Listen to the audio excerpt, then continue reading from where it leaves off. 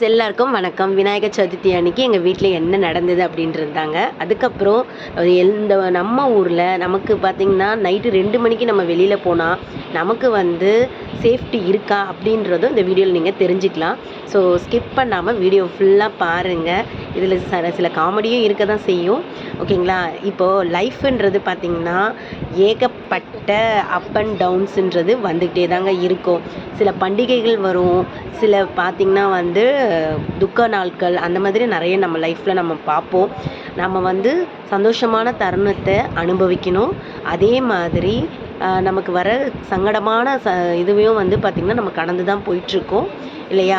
So அதுக்கேற்ற மாதிரி நம்மளை நாம் எப்போவுமே ப்ரிப்பராக வச்சுக்கணுங்க.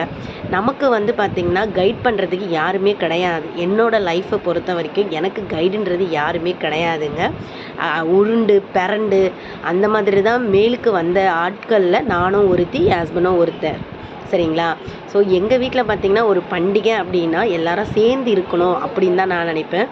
ஆனால் சில நாள் அது எனக்கு கிடைக்காது. அதனாலே எனக்கு அந்த பண்டிகையை அனுபவிக்கணும் அப்படின்னாலே ஒரு கஷ்டமாக இருக்கும்.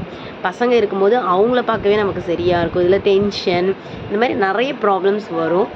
சந்தோஷமான தருணங்களும் இருக்குங்க. ஸோ அது எப்போவுமே பார்த்திங்கன்னா நிறைய ப்ராப்ளம் அதை ஃபேஸ் பண்ண நம்ம கற்றுக்கணும். ஸோ அதுதான் நான் தெரிஞ்சுக்கிட்டது. என் ஹஸ்பண்ட் பார்த்திங்கன்னா வீட்டில் கொழுக்கட்டை செஞ்சார். அதில் பார்த்திங்கன்னா அவரோட கைவண்ணத்தை காட்டினார். ஏன்னா இவர் டிசைனர் இல்லையா?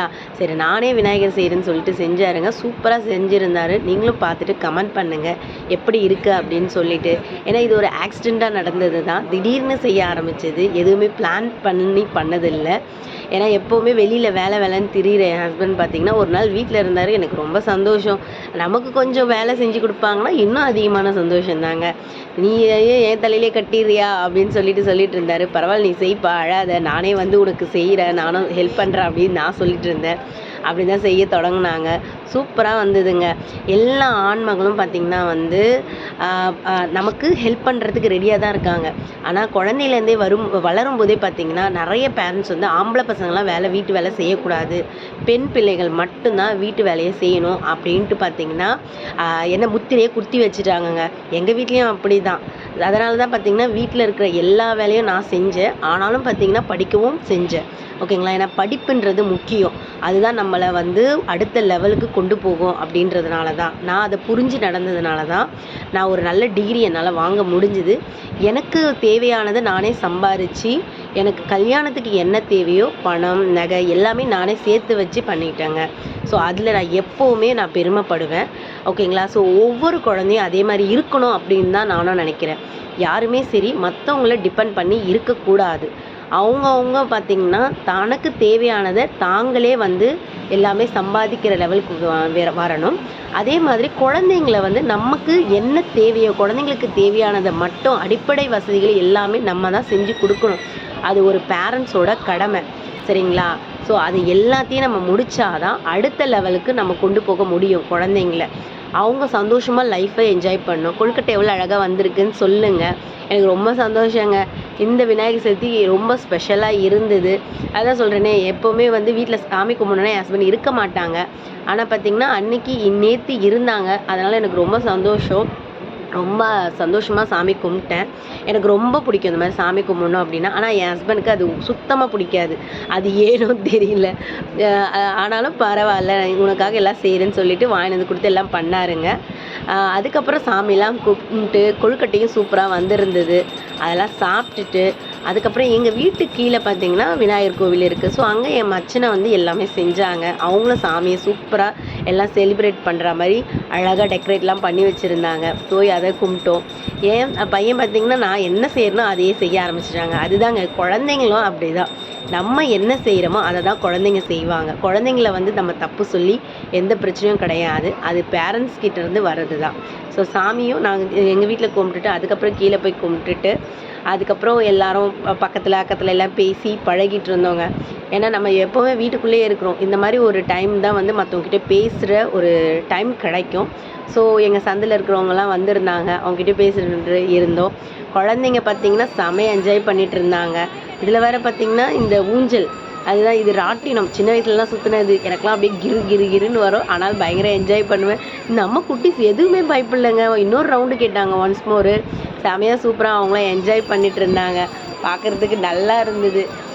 ஸ்கூல்னு போயிடுறோம், படிக்க வைக்கிறோம். அவங்க தலையில ஏகப்பட்ட பலுவ சுமக்க வைக்கிறோம். ஆனா இந்த மாதிரி என்ஜாய் பண்ற ஒரு நாள் கிடைக்கும்போது, அவங்களும் என்ஜாய் பண்றாங்க. நாங்களும் ரொம்ப என்ஜாய் பண்றோங்க. இதில பயங்கர கோல்டு வேற இருந்தது. சரி சொல்லிட்டு என் ஹஸ்பண்ட் பார்த்தீங்கன்னா வந்து, அவருக்கு வந்து பார்த்தீங்கன்னா, படம் பார்க்கணும்னா பிடிக்குங்க. ஆனா ரொம்ப நாளா பார்த்தீங்கன்னா, இந்த நைட் ஷோ வந்து அப்பலாம் போவாங்க. இப்பலாம் அவ்வளோ போறது கிடையாது. என்ன அடிக்கடிக்கு கூப்பிடுவாரு. ஆனா எனக்கு வந்து சோறு வேணுமா? தூக்கம் வேணுமா? உனக்கு படம் வேணுமான்னு கேட்டா, எனக்கு தூக்கம் தான் வேணும்னு சொல்லுவேன். அந்த மாதிரி ஆளு. அந்த மாதிரி இருக்கிற என்ன வந்து படத்துக்கு போலாம் வா சீக்கிரம் அப்படின்னு சொல்லிட்டு டிக்கெட் 2 தான் கிடைச்சது. அது நைட் ஷோ தான் கிடைச்சதுன்னாரு.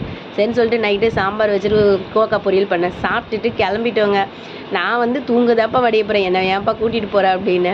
ரோட்ல பார்த்தீங்கன்னா வந்து 10:30 மணிக்கு வந்து டிராஃபிக்கா தான் இருந்தது. ஏன்னா நெறைய வண்டிங்கலாம் போயிட்டு இருந்தது ஓரளவுக்கு. கொஞ்சம் காலியா இருந்தது. அதுக்கப்புறம் பார்த்தீங்கன்னா, அதாவது தியேட்டர் போற இடத்துல தாங்க செம ரஷ்ஷு. மத்த இடத்துல எல்லா இடத்துலயும் ரொம்ப ஃப்ரீயா இருந்தது ரோடு. எல்லாம் ஊருக்கு போயிட்டாங்க போல. அவ்வளோ கார் நின்னுட்டு இருந்தது. எல்ஐசி பாருங்க மவுண்ட் ரோடு சூப்பரா இருந்தது. அந்த இடத்துலலாம் வந்து இது பக்கத்துலலாம் வந்து அந்த கார் ரேஸ்லாம் விட்டாங்க அப்படின்னு சொல்லிட்டு இருந்தாரு என் ஹஸ்பண்ட். தியேட்டர் கிட்ட வந்ததும் அவ்வளோ ரஷ்ஷுங்க. அவ்வளோ காரு. அது 10:30 மணி நைட்டானே தெரியல. அந்த அளவுக்கு ரஷ்ஷாக இருந்தது. அப்புறம் போய் தியேட்டரில் ஃபோட்டோலாம் பிடிச்சிட்டு செமையா என்ஜாய் பண்ணிட்டு இருந்தோம். நமக்கு டைம் கிடைக்கிறது இப்படி தான் இல்லையா? சரி சொல்லிட்டு தான் நாங்கள் படம்லாம் பார்த்தோங்க. நல்லா இருந்தது. சூப்பரா இருந்தது. செம்ம என்டர்டெயின்மெண்ட். நான்லாம் தூங்கி வடிவேன். ஆனா நைட் ஷோ போய் நான் தூங்காம பார்த்தது 2வது படம் இதுதாங்க. செமையா இருந்தது. எல்லார் ஆக்டிங்கும் செம லெவல். எந்த இதுலயுமே கொஞ்சம் கூட தூக்கம் வரல. கண் அப்படியே ஒரு என்ன சொல்றது? ஒரு டயர்டே இல்லங்க. அவ்வளோ செமையா இருந்தது படம். வேற லெவலு. செமையா இருந்தது. எனக்கு ரொம்ப புடிச்சிருந்தது. இந்த ஒரு நாள் வந்து எனக்கு அவ்வளோ சூப்பரா போச்சு. நீங்களும் பாருங்க. அதில இருக்கிற சில சீன்ஸ் நான் போட்டிருக்கேன். சரிங்களா? நீங்களும் பார்த்து என்ஜாய் பண்ணுங்க. அதுக்கப்புறம் நீங்களும் எப்படி என்ஜாய் பண்றீங்க அப்படின்றத சொல்லுங்க. அப்புறம் மவுண்ட் ரோட்ல பார்த்தீங்கன்னா 2:30 மணி ராத்திரிக்கு அவ்வளோ ரஷ்ஷுங்க. இங்க வந்து பன் பட்டர் கிடைக்கும். நீ போய் வாங்கிட்டு வான்னாரு. எனக்கு பயமா இருக்குப்பா நீயும் கூட வான்னு போனா அவ்வளோ ரஷ்ஷு தான். அதுக்குள்ள போலீஸ்லாம் வந்துட்டாங்க. அங்க வந்து வண்டிலாம் நிறுத்தக்கூடாது அப்படின்னு சொல்லிட்டு நாங்க வாங்கிட்டு உடனே கிளம்பிட்டோம். 2 மணி ராத்திரிக்கு எப்படி இருக்கு பாருங்க நம்ம மவுண்ட் ரோடு தாண்டி.